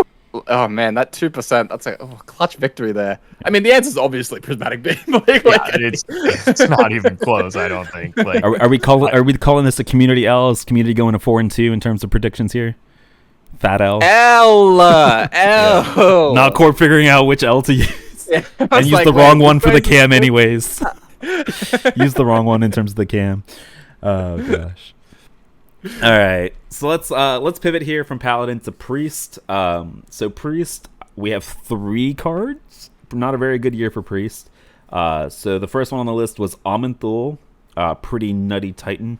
We had Thirsty Drifter, the 0 to 1 mana 4/6 with Taunt in Aggro Priest, and then a Cameras of Time card making another showing here in Ship's Curugin. Whatever, the 1/2 that buffs all the health when you summon things, including your brigands and your patches. So, what about the band card? Wait, did the band card come out, or was that before? I think the band card came out last year, but okay, and then Final Cakes is this year. Okay, yeah, sure. Anyways, sorry, not to ruin the momentum there. You're good. I mean, I have named the 3 cards. If you guys want to put them in order, since it's only 3 cards. Well, what is your 1, 2, and 3?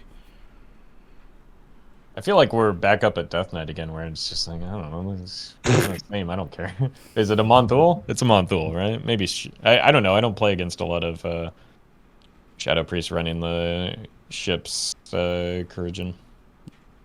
Yeah, I think it's gonna be Ships 1, Drifter 2, a Monthul 3, and is that your vote or is that the community vote? I think that's the community vote. Okay. Ships, Drifter, a Monthul, and my personal vote, I'm tossing up whether to have Drifter or Ships. I don't know. It's very close. They're both very good. I'll probably have Ships as number 1. So it's ships, close. drifter, Amenthul for you. Yeah, I think the community's going to get it right as well. Well, right from my perspective. I think they're gonna have Amonthul at number 1 for sure. Yeah, I think the community. I can't say what the community because I'm staring at the results. Personally, I would have ships, Amenthul, and then drifter would be my rating. I think ships is so dumb, dude. I don't understand this card. I hate the card. Yeah. God, what a dumb card. I think people are biased in terms of people have Amenthul number 1, Ship's Courage number 2, Thirsty Drifter in a very distant third place. Really? Not even close. So it was Amenthul 52, Ship's Courage 42. I mean, you want to guess the highest draw win rate card in Aggro Priest? I think the way you're setting me up, I think it's going to be Thirsty Drifter here. It's the Drifter. Like, it's the Drifter. The Drifter's, like, insanely good. I think the community played a lot of Reno Priest and Big Priest, and Amenthul are both iconic, not iconic, but, like, the best card this year for those archetypes. It's also a lot more memorable when Amonthul hits the board and does something than when, another version of a basically thing from below hits the battlefield or just yet another pirate opener. So it's like the excitement and novelty of Amonthul is a little bit more salient than the other two. Yeah. So it's easier to I think I might have been overrating the recency of it all. But yeah, like Ships was the best mulligan card. Thirsty's the best drawn card. I mean, Amonthul was very broken as well, to be fair. I think these are all, when we were talking about Hunter, where I was like, these are all like 4 good cards, not great cards. I think these are all 3 very, very good, potentially great cards for Priest. Yep.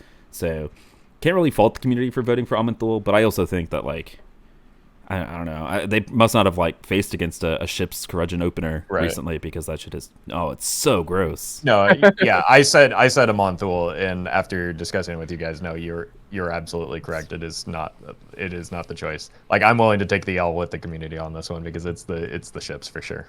Yeah. All right, community, you're down to 4 and 3. As long as you guys can finish with above 50% win rate, you guys are winners on the year. Okay. Speaking of winners on the year, Rogue was not one of them. Rogue did not get very many good cards this year. So we had Hip Hop, Harmonic Hip Hop, and Gear Shift as the 2 options. This poll was sent out before the Velorock change really swung, so I didn't really include that in this. I don't know if we should anyways, in terms of Wild. But yeah, you have 2 options here, Harmonic Hip Hop and Gear Shift. Gotta pick one. I think for me personally, it's pretty clearly Gear Shift that has a lot more flexibility, but I think that people have an unreasonable disdain and hatred for Kingsbane, regardless of how strong it is, was, or ever will be. So I wouldn't be surprised if Harmonic Hip Hop is a very, very good card. Too good, probably. But I think Gear Shift is still better. But so I wouldn't be surprised if there's a lot of hip hop votes. And we're not doing cards from the Death. What was it called? Lich King mini set, because Jolly Roger came out in 2023, but it was before the this Hearthstone year. But just thought I'd throw it out there as maybe like the 3rd. I might have just missed it. Just another one. Another L on my part here. I might have just missed it. I thought that was... Yeah, I didn't know if you were looking at those adventures or not. I thought that was Jolly Roger came out before this year. I thought it came out in the mini set for Lich King. Hearthstone Jolly Roger. Return to Nax mini set. Yep, I just missed it. That's all right. I think you can pick these ones anyway. I will go with. I'll go with Gear Shift, but I mean, I'm surprised that it's close for you. I think this is runaway Gear Shift in terms of like it goes in every rogue deck. Yeah, I mean the upside, like I think the highs of Harmonic in its deck are like higher than what Gear Shift has anywhere. But I think it's Gear Shift, but I think the community might go Hip Hop. Okay, I would argue Gear Shift is at this point not as good as Secret Passage, but I think is as iconic as Defining? Part of it's part of that card draw engine that Rogue has, and it's going to go with every Secret Passage in every Rogue deck from here to the end. So I think it's pretty clearly Gear Shift, and I'm going to say the community was right. They're up to 5 and 3. 75% voted in favor of Gear Shift. It was not. This is the most lopsided victory of all the classes so far. So well done. Yeah, good job, community. We're proud of you. All right, strongest shaman card of 2023. There are a lot of options here. I'm going to run through things. We have Jam Session from Festival of Legends, even shaman card there. We have Flash of Lightning and Crash of Thunder. I let people decide which one of the two they wanted to pick as the really strong part of that combo. We had Golganath, which is the Shaman Titan. We had Trusty Companion, the 2-mana 2/3 draw a minion of that tribe. Doc Holiday, the unnerfed version of Doc Holiday, the Reno Shaman payoff, and another Caverns of Time, appearance here from Totally Totems. So you have 7 options here. Lot of good cards for Shaman this year. Shaman, Paladin, and Druid, kind of like the 3 big winners of the year. If you had to pick one card though for Shaman, what are you picking? Roffle's struggling here for those that I are know listening. because like the two that seem to stick out to me as like the obviously strong ones were so short-lived for a couple of reasons in Flash of Lightning and Doc Holiday. And then you have something like Golganath to compare it to, where that's just like consistently present throughout the year. So it's like it's a weird situation where it's an interpretation of how you define like strongest, right? Which again, I think all 3 of these you have a very solid, strong case for. I don't think it matters which one you pick, as long as you pick one of those 3. Is probably where I'm at. So I don't know. I think the community probably went with Flash of Lightning, but I think that there's a strong argument you could make for either Golganath or Doc Holiday. Maybe Doc Holiday is even just the best. I would agree with the 3 that you picked, and also that I expect the community to pick Flash. I will go with. It is interesting because they're all meeting like very different. They're very, very different types of cards. Where like Right. Flash is like the enabler, Doc is like the single card powerhouse, like payoff in a short-lived deck, and then Golgi is just like been around forever and gets put in every shaman. So it's like hitting all 3 different interpretations at once. Right. I'll go Flash. I think community went Flash. I'll go Flash as well. Yeah. So you guys were spot on in the 3 cards. So Golganath, Flash of Lightning, and Doc Holiday were the 3 most voted for cards. So I think you guys accurate in your assessments, but inaccurate in your community faith, as they went pretty handedly Golganath as their strongest shaman card of 2023.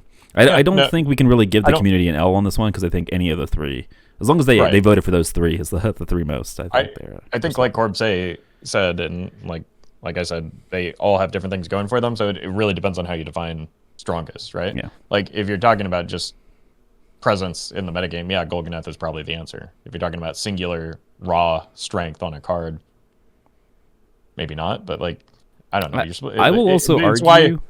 I'll argue the majority of the community. I know we're talking about the single card powerhouse in Doc Holiday. You have to remember, a lot of the community didn't think that was going to be true prior to the expansion. That's true. And so I think a lot of people are always just going to be underrating Doc Holiday because they just see like a 1/9 or now or 2/9 or now a 1/9 weapon, and they're just like, it doesn't really do anything. And so I think that might have something to do with it being lowered a lot lower down than Golganath. That's fair. Yeah, no, I think that's true. It's like Thuldurin, it's a consistently underrated card. Yeah. All right, let's move into Warlock here. We'll be quick. There were 4 options. You have 5-mana Symphony of Sins. You have 0-mana 5/5 Imprisoned Horror. You have Sargeras, the Warlock Titan.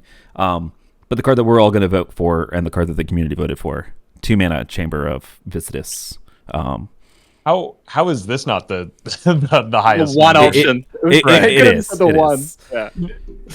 I had to give people the illusion of choice. Would they get to be fair, this wasn't 100%.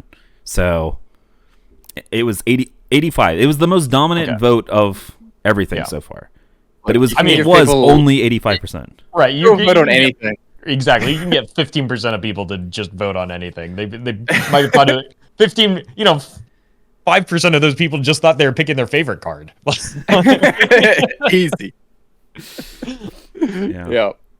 2-mana Chamber was one of the cards of all time, huh? It is. Say no more.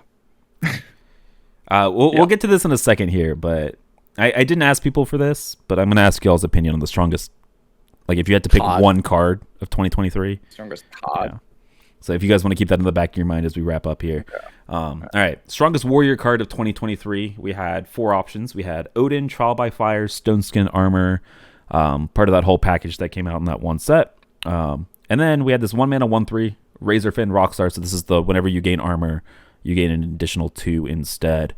Had to give a little bit of shout outs to those that love playing Roar and Applause, Odin Warrior, stuff like that. I don't know about you guys. The community headed is a runaway. Are you guys going to vote the same way? Yeah, I mean, it's Odin, right? Like, it gave a win condition to a deck that is perpetually without a win condition. It gave a terrifying win condition against a deck that was without a win condition to the point where, like, even Warriors just, like, draw Odin Simulator, right? Yep, Odin is the winner, but I like undersell Trial by Fire. Oh. Like, that card is very, very good as well. Yeah. Yeah. If it makes you feel better, Trial by Fire was in second place. So yeah, I'd hope so. A good old 12% of the vote in second place. But armor is good too, though. Like, I think armor and Trial by Fire are about the same quality. Yeah. I would argue Trial by Fire is a lot better than 2 mana 2/2 armor, but also like none of them approach Odin. So what percentage Odin gets? 70%? 80% of the vote.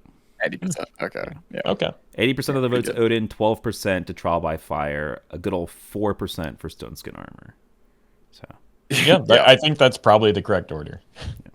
Like, so I'm gaining a whole lot of respect for our audience right now. All right, more on this one. Whew, I think you're going to lose some respect for the community in this one. I'm going to go ahead and say that. Right, they have a chance to do the funniest possible thing right here. All right, so we have 6. We have 6 options here for the strongest neutral card of 2023. One of them is not like the other. I think I was riding a little bit of greedy partner hype where I was shoving this card and everything. It is not like the other 5 options here. So it is here. One person voted for it. Shout out to the one person that voted for greedy partner. You're the best. The other 5 cards here for strongest neutral card of 2023. We have Instrument Tech. We have ETC that introduced a sideboard to your Hearthstone deck. You have the original 5 mana Tony, which is basically just a 3 mana discount on your King Togwaggle. We had Reno Lone Ranger, and we had OG 15 mana Yogg-Saron Titan that was discounted by the amount of spells that you cast. So it was never actually 15 mana. It was always 0 mana. And then you had the Mind Control, the Mass Hysteria, and the Tendies as your options for that one. All right. So, Roffle, you made a very good argument as Instrument Tech in the Druid class. Would you make that same argument here for the strongest neutral card of 2023? Honestly, I'm not sure. Like, I think that if you put Instrument Tech in the Druid class, it probably wins. If you put it as a neutral card, I don't know. Like, I think it's got to be just Yogg, right? That card was the only card that you had to play that card in your deck in order to have a chance in the metagame that he existed in with the Miracle Rogue and the Miracle Druids, right? With like it feels like it's got to be Yogg if we're using Golganeth as the sort of metric for what a strong card is. Yogg is the neutral Golganeth. Yeah, I don't know. Like Instrument Tech, Yogg, and Reno. Those are 3 that I'm really eyeing off here. Instrument Tech's such a. Go ahead. I think the community picks Reno. Then the community picks Reno. Instrument Tech's such a weird one because He's just a singular 2 mana 1/2. He is just a singular 2 mana 1/2. Like he's so just dependent on like what was around. That's worse stats for the cost than greedy partner, bro. Exactly, way worse. Yeah, but I think both Instrument Tech and Yogg did a lot of harm to the Wild metagame. Either way, they were quite disruptive cards, and those are absolutely unequivocally the 2 most disruptive cards on this list. Mm-hmm. Yeah. I mean, it's just a hard thing to evaluate. Like, how much context do we want to give Instrument Tech versus like the Twig Band? So, I will be voting the boy, the Yogg. I will be voting the Yogg. It's the correct choice. Good job, Corb. It's thank you. It's the Yogg. The community. I want to say they voted Yogg. I want to say they also voted Yogg. All right, so Corb's voting Yogg and then says the community has Yogg. Raffle's voting Yogg, but thinks the community voted Reno. Mm-hmm. I think the top three. I feel like the top. Well, I don't know what people will do with Tech, but I think that Reno and Yogg should be top three. I don't know what people will do with Tech. I think Tony's going to slip into the top 3 somehow. All right. Well, he might go over Tech. I can say that for sure. Yeah, no, that's what I'm saying. Yeah. You guys ready? You guys ready here? So obviously, Greedy Partner came in 6th. Again, shout out to that one person. You can be honest, Meowth. It was you. It was not me. I did not actually vote in my own poll. I promise. I will tell you guys. Instrument Tech, 5th place. Yeah, I can see that. Yeah. Yeah. 5th place. People. I wonder how much of this people did not remember how defining that card was, but also I wonder how much. It's hard to separate. Yeah, I think it's just hard like to you mentioned. separate. Like, yeah. Well, there's no world, no matter how you evaluate it, the Instrument Tech is below ETC, though. That's true. I mean, the world in which you judge cards by how popular they are, because, like, I mean, I think people also ETC rate having like a sideboard super high because they love shoving all their tech cards in their deck. ETC is like runaway the most played card in Wild right now. And like, I it's think in almost half the decks. Probably Next up shouldn't be is seen Finley. playing 45% of them. So Yeah. Well, it's only seen playing 42, so I mean, you know. oh, you know what I meant. You gave me 50%, bro. I went with it. Speaking of ETC, ETC is in 4th place. It can put the 3 best cards in this little sideboard there, and then perfect. Easy.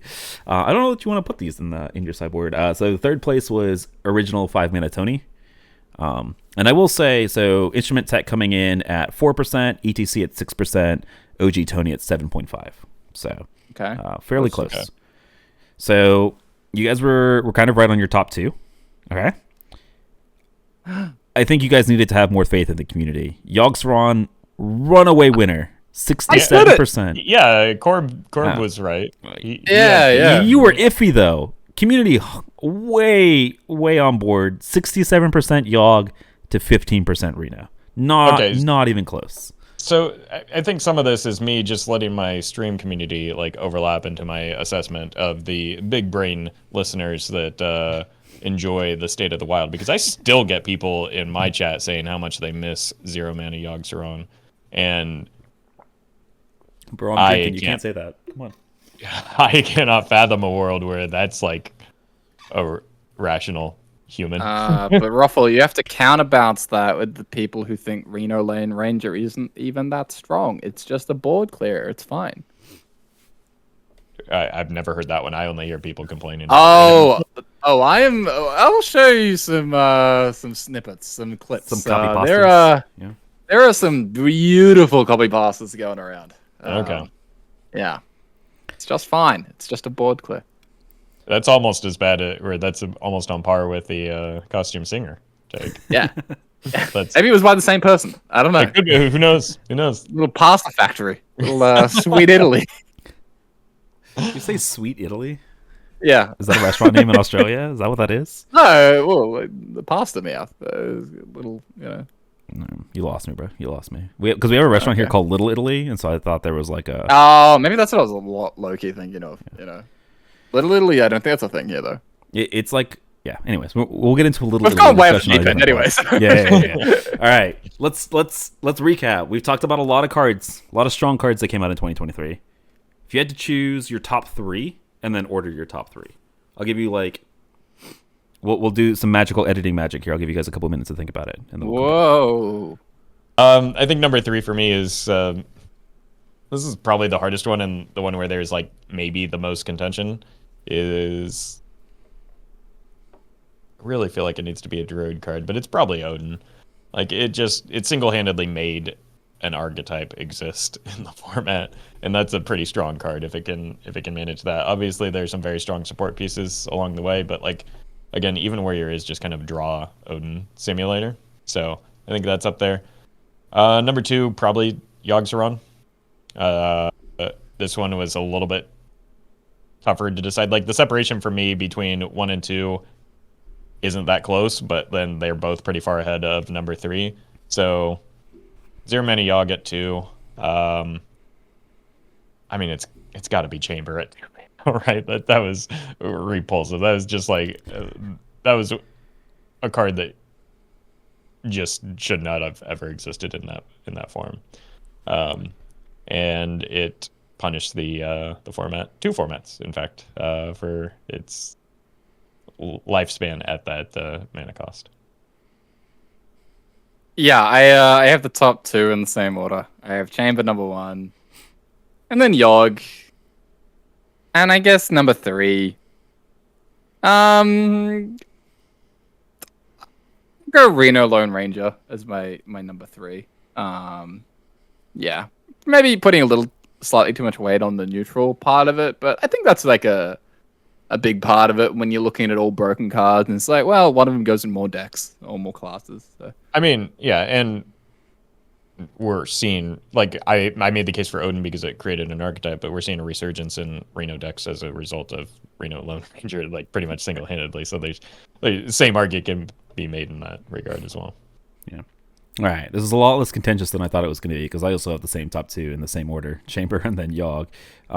I also agree with Roffle that those 2, I think, are miles and miles ahead of every other good card on this list, at least personally.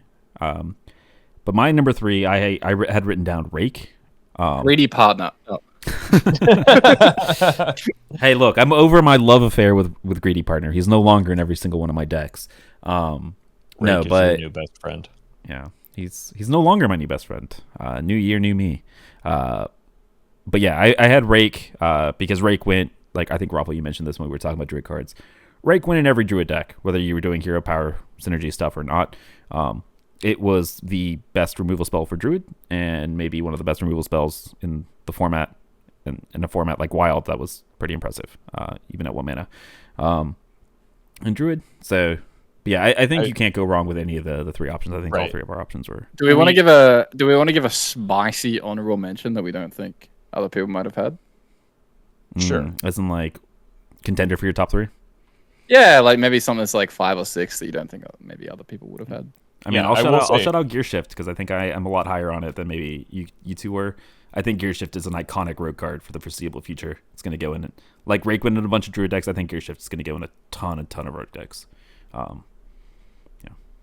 Yeah, I mean, my top 5 was probably, like, the cards that I was contending with Odin were the 2 that you picked. So, like, this isn't necessarily going to, like, be that 5th card, but I think that something that's definitely right up there or in the conversation is 7 mana Prismatic Beam. Like, that was a big part of why Holy Wrath Paladin actually could exist, because he's, like, 25 is a lot, but it's not 30. And Prismatic Beam helped you make it 30.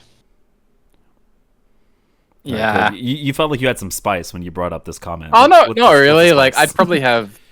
I mean, I think I'd probably have both of the priest cards that I thought were really good, Drifter and Ships, as like quite close to the top 5, if not in the top 5. Typical aggro noob. I respect the aggro. Yeah, absolutely. Yeah. But look, there were a lot of good cards that came out this year, though. Like, I know we talked about the peaks and valleys in terms of Wild. There were a lot of impactful cards that I think that's something that you can't argue. The 3 sets that came out this year, all their mini sets, and then like 3 cards out of Caverns of Time, all super impactful and playable in Wild. I think we are very past the days of 3 or 4 cards from an expansion being impactful in Wild. I feel like every expansion we see like 10 to 15 cards do something to the format, good or bad. But yeah, I think in terms of card quality, very good year for Wild. Speaking of good, good transition to the strongest Wild deck of 2023. So I'm going to run us through the options. So at the beginning of the year, we had that post-Tome Tampering ban, pre-Cataclysm nerf Discard Warlock. This was the first depressive deck of the year. And I have to distinguish because Discard Warlock shows up twice on this list, and so does Questline Druid. So after the post-Tome Tampering ban, pre-Cataclysm nerf Discard Warlock, we talked about that Instrument Tech Twig Sphere Questline Druid that showed up in Festival of Legends. And then, halfway through the second set of the year, we had Caverns of Time Discard Warlock that was centered around that 2 mana location, doing 2 mana location things. And then we had this Yogg metagame where we had 2 decks in the format. one of them was Yogg Questline Druid, and one of them was Yogg Miracle Rogue. And then, probably the best deck from the end of the year was this Holy Wrath Paladin deck that we keep alluding to, with unnerfed Prismatic Beam doing... so, unnerfed Prismatic Beam and nerfed Order in the Court doing its thing. It very much feels like one of these is not like the other. At least that's how people voted. Again, shout out to that one person that voted for Holy Wrath Paladin. You're a real one. But It's the same person. just doing it for the sake of it. Yeah, we had 2 Discard Warlock variants, we had 2 Questline Druid variants, and 1 Miracle Rogue. What do we call in the best deck of 2023? I think it's probably the Instrument Check Twig Sphere, like hybrid Questline Druid. But I think maybe the Caverns of Time Warlock is probably pretty close behind it. Because like it's so hard with the post tone tampering version of Disco Warlock, because like it still felt like that was just the second best version of that deck, because it didn't include tome tampering anymore, whereas like I don't know, Caverns was its own different kind of entity, I guess. But I don't know, maybe I don't remember the beginning of the year as well as I do like the mid-year with Instrument Tech and Caverns of Time, but I think those two are 1-2 for me, with probably the Druid taking a slight advantage. Yeah, I feel pretty strongly that post-tome tampering, pre-Cata discard, and Holy Wrath Paladin should be at the bottom. You were not correct in that assumption when it comes to the community, but yeah. I don't expect much. The cards I have much more faith with the community. This I have very little faith. I think the vote should be clear. I think it should. I think it is. Instrument Tech, Twig Sphere, Questline Druid. I think that is one of the best decks ever. Completely broken. And funnily enough, I'm not actually sure that I have Caverns of Time Discard Warlock as number 2. I think I would actually have it number 3 behind Yogg Questline Druid. So I would go Tech Twig, Yogg Questline Druid, Caverns of Time Disco, Yogg Miracle, and then I actually don't care about the last 2. Yeah. For what it's worth, I did take a quick look at last year's responses, and so the post-tome tampering ban pre-Cataclysm nerf Warlock, so it was a worse version of the discard Warlock that we had at the end of last year, and that wasn't our most busted deck of last year, for what it's worth. So, what was the most busted deck? Because we had Big Shaman and Big Rogue last year that took the cake there. So yeah, I agree with you. I think the first iteration of Discard Warlock that we had this year, I think I agree that it should be at the bottom with Holy Wrath Paladin. So I agree with your statement there, even if the community doesn't. I think I think your ordering is what I would get with Corp, where you have the Questline Druid variants at the top, and then I actually think I would have the Miracle Rogue above the Discard Warlock. But I don't feel strongly about that. Yeah. Like I don't. Yeah. Like I think I have them all in like tier 1, and the next Druid, and then like 2-2. That's kind of how I have them grouped. Like interchange the 3rd and the 4th. Yeah. Yeah, a little bit. Yeah. But yeah, I mean, you made this hot take of Instrument Tech, Twig Sphere, Questline Druid being one of the 5 best decks of all time. I will say the community agrees with you. They think it's definitely the best deck of 2023. Yeah. Good. The other 5 decks, well, not worried too much about the ordering there. I'm intrigued though. Do you want to? Yeah. So okay, sure. first place. It's not as runaway as I think it should be. I will say. So the community has Instrument Tech, Twig Sphere, Druid at 42% of the vote. That's as a strongest lot. deck. I think that's a fair chunk when we're talking about something like this. Yeah. Yeah, maybe. 29% though had Caverns of Time, Discard Warlock, and I think. Yeah. I wonder how much of that it was terrorizing. I think Roffle, you mentioned this. Like it was terrorizing 2 formats at the same time. And so I wonder how much of that might have had an impact on how people voted with that. But I think it's popularity. I think it's always popularity is the perception of power. Those two are like just completely linked. Like Caverns of Time Disco Warlock was incredibly popular, like well over 20% of the format, whereas like Well, it was Yogg popular in Questline Druid, two formats, right? Like that's what I'm saying. yeah, that too. No, but like just in Wild, like it was well over 20% of the format, and then like Yogg Questline was like probably sub 10.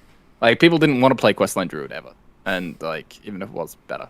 So and I think those are just linked. Like people, you could ask people like what was the most popular deck and what was the most strongest deck, and that would be like the highest correlation. Yeah, fair enough. For what it's worth, post-home timpering, pre-Cataclysm nerf discard Warlock came in third place. That's crazy. Yeah, with Yogg Questline in fourth, Yogg Miracle Rogue in fifth, and then again, shout out to that one person out there voting for Holy Wrath Paladin. You the best. It's you contrarian you. Yeah, it's surprising that the community would be like so high on Yogg and then rate the decks that Yogg carried so lowly by comparison, right? Yeah, that's fair. It is interesting. Runaway best neutral card of 2023. 2 decks that it single-handedly carried in a 2-deck metagame. Right. Yeah, not rated that highly. It's interesting. Yeah. I will say, community in general was a lot better this year than I think it was last year. I remember last year they were being very, very disparate. A lot of hot takes. Yeah. A lot of hot takes flying around from the community. Yeah. I stopped keeping track halfway through, but if I remember, they were like 5-3 or 6-3 at some point. So that's guaranteed 50% win rate. So yeah, shout outs to the community. Thanks again to everybody that voted in the poll. Let us know. If you disagreed with our takes, or if you disagree with the general community takes. Let us know down in the comments. But yeah, that was a look back at 2023. Just to sum things up in our look back, 2023 a dub or an L for Wild Hearthstone. I think we've kind of touched on this. I don't know. A lot of say. ups, lots of downs. I don't know. Yeah. A lot of downs. Yeah. Good summary. Like it. Yep. Yeah. All right. So this, at this point, we're going to talk a little bit about what's coming next for Hearthstone, but more importantly for the pod in 2024. So I guess I should mention that there's a mini set coming soon, right? We had a Heroic Brawliseum, which means there's a mini set coming soon. But we're not going to be covering it, I think, on this podcast. If you guys can't generally tell over the past like month and a half, 2 months, we've all gotten busy with other things, and our kind of passion for Wild has kind of dwindled, in addition to all of that. And so we're going to be taking a hiatus. We're not gone forever. We're going to leave the door open, but I think for at least the 3 of us, we're going to be taking a break from the State of Wild. And so, special episode to go out on. But we wanted to make sure to thank everybody that has supported the podcast in any capacity over the last, it's been about 4 years. That's an insane amount of time. So all of you guys that have been watching for that long, way back when it was me solo, way back when it was just me and Corb for like 40 episodes there, and for like the last 100 plus that Roffle's been on. So shout outs to everybody that supported the pod. I appreciate you guys a ton. Again, it's not goodbye. It's leaving the door open for potentially coming back. Roffle and Corb, thanks for joining me for these 158 episodes ish, give or take. Thanks, guys. If you guys want to say anything. Yeah, I mean, I can't speak for everybody, but the reason I do it is because it's fun to sit and talk with you guys more than anything.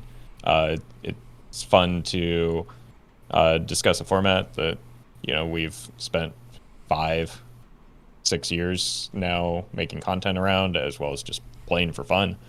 But it's become increasingly, I guess, the format itself has become a little bit less fun for each of us independently during the last few months. And I mean, me personally, if I'm like, I've played a handful of games of Wild these past 2 months now, and so it's hard for me personally to feel like I'm conveying accurate information, and not just relying on what I heard Corb say when I'm not actively playing the format as much as I used to, or like following it as a result of that. So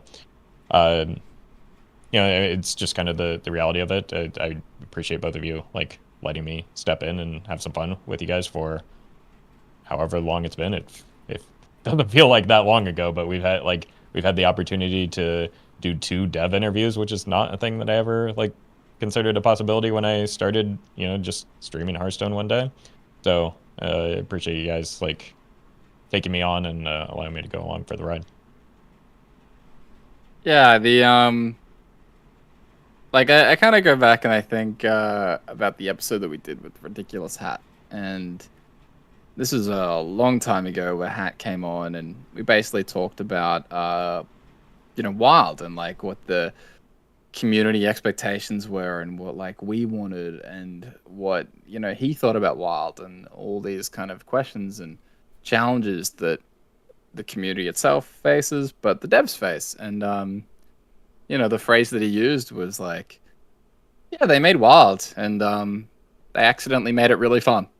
And like that was kind of the happy little accident of Wild, is that it was this format that was kind of just like, sort of the cast off from standard. But I think we all had such a good time with the format and the community for many, many years, and kind of each were able to independently and then eventually come together, like building our brands and building our communities, separately and then here. And yeah, like there are just like a lot of people that I've been able to connect with, and a lot of like friendships I've been able to make through this community. And streaming wasn't ever something that I ever planned to be doing a ton of. And even when I did initially start streaming, I was streaming a lot of standard, but that shifted over time until Wild became the primary way I engage with the game and everything. So it's been a long time coming, I think, for all of us to sort of break away a little bit, because it's hard to break old habits, and it's hard to break away from ties to the community that you'd had previously. And I don't think any of us are planning on saying goodbye and just like never seeing us again, but we are each stepping away from Wild Hearthstone, at least indefinitely for a bit. So it's been really, really fun. I think we came on each week or every episode because it was really fun and because we liked hanging out and we liked just chatting about what was going on. And we all appreciate everyone that stuck around it, whether that was from episode 1 or you just tuned in today to check out the last episode. So thank you all so much for listening, and thank you to Meowth as well, in particular, for all the work that he's done as part of the show. I really appreciate it. So thank you all.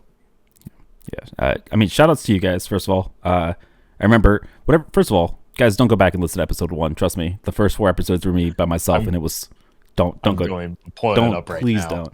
I'm gonna go hide them on YouTube. Don't do that. No, but again, Corb, thanks for, I sent you a Discord DM, be like, hey, I have this thing that I'm doing. Do you want to join it and make it a podcast? And you were like, yeah. And then a year later, 50 episodes later, it's like, hey, Corb, the episodes that we have Roffle on are pretty awesome. Do you want to invite him to do the thing? And I mean, both of you, thanks for saying yeah. The last 3-4 years have been a blast doing this podcast. Like you said, I look forward to coming on. I might not be enjoying Wild at the time that we record podcasts, but coming on and talk to you guys every week was a blast. And hopefully, like you mentioned, the community. The community is the reason that I've like stuck around over the past 3 or 4 years. That was the reason I got into streaming and content creation and making the podcast, was because of the community in general. And the community is the only reason I've kind of stuck around. So shout outs to you guys that listen, support the pod, all of you guys that watch any of our streams or watch any of our content. You guys are the best. Appreciate you guys a ton. And like Core mentioned, I think we're all going to be around. We're all just might not be playing Wild 24/7. Things might change. Something drastic might happen. We might come back. And if we're all playing Wild, I think the pod will come back. But I think we're not closing the door on that. But again, I want to say thanks to the two of you guys for joining me. And thanks to everybody that's listened to the pod. Appreciate you guys a ton. Thanks for listening to every episode. And I guess I have to change the way that we sign off these episodes, because, we might not see them again. Roffle, Corb, let the people know where they can find you guys and your content, even if it might not be Wild. So if you guys enjoy these two, make sure you guys follow them on all their platforms and stuff. Yeah, you can find me on Twitch and YouTube at Roffle. And I just want to echo what The two of them said in thanking you all for listening to us throughout the years. One of my favorite things was when people would come to my stream or YouTube comments and tell me how much they loved the podcast episode, because it's, sometimes it just feels like I was rambling for about 30 or so minutes, and to have people like actually tell me that they enjoyed it is it made my day in a way that like people telling me they enjoyed today's video doesn't. So I appreciate you all for listening and enjoying the podcast. Yeah. I've said my thank yous already, but yeah, you guys can always find me at Corbettgames on YouTube and X, Twitter, and you can find me at twitch.tv/Corbett. Yeah. Sorry, I had to do it one final time here, but I couldn't help it. Yeah. I will, one final thing. I mean, the podcast was kind of the one thing that I did because I couldn't stream nearly as much as you guys do, and not a regular YouTube content creator or anything like that because of school for me, which I'm wrapping up, fingers crossed, soon. But yeah, the podcast was kind of the one big thing that I helped contribute, and so I'm really proud of everything that we've talked about, all the conversations that we've had, all the recaps, all the guests, everything that we've had over the past 4 years. And I'm really happy about the community, and like I keep coming back to it, man. The community is great. All of you guys that listen to the podcast are great. And so for the final time, thanks for listening, guys. I'll usually say I'll see you guys next time, but I just wanted to say thanks one last time for listening to the podcast, and we'll see you guys around later.